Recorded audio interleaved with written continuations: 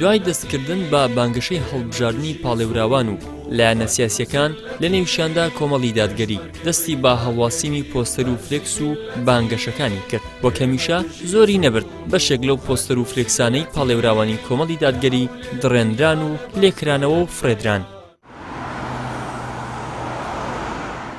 ئەندامانی تیمەکانی هەڵواسینی پۆستەر و فلێکسەکانی عەبدولسەلام مەجید کە بەشێکیان بەر هەڵمەتی لێکردنەوە و دڕاندن کەوتون دەڵێن ئێمە لە هەڵواسینی پۆستەرەکان بەردەوامین و ماندوو نابین تاکو دەگەین بە ئامانج و کاندیدەکانمان سەردەخەین.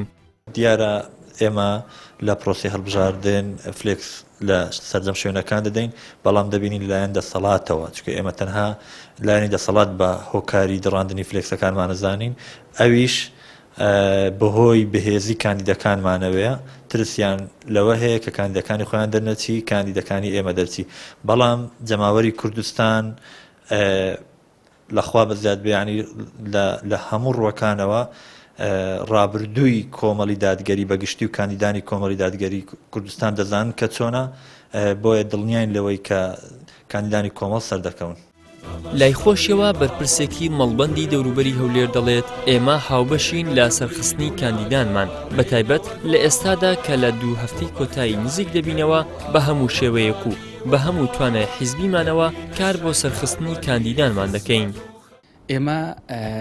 هاوبەشین لە سەرخستنی ئەو پرۆسەیە لە سەرخستنی کاندیدەکانمان بەتایبەت لە ئێستادا کە لە 2 هەفتەی کۆتایی بانگەشەی هەڵبژاردنین بە هەموو تواناو بە هەموو ئیدی توانستی حیزبیمانەوە مادی و معنەوی لە مەیدانەکەین و دەمانەوێتن پرۆسەیەکی زۆر سەرکەوت و باش بەڕێوە بین و ئێمە خۆشبەختانە لەو سنوورانە لە هەردوو بازنەکە دەنگدەرێکی زۆرمان هەیە ئومێدی زۆرمان بەو جەماوەر و خەڵکەیە و 2 کاندیدی تاقیکراوە و سەرکەوت و تا ڕادەی ئەوەی کە دڵخوازی دەنگدەرانمانن پێشکەشی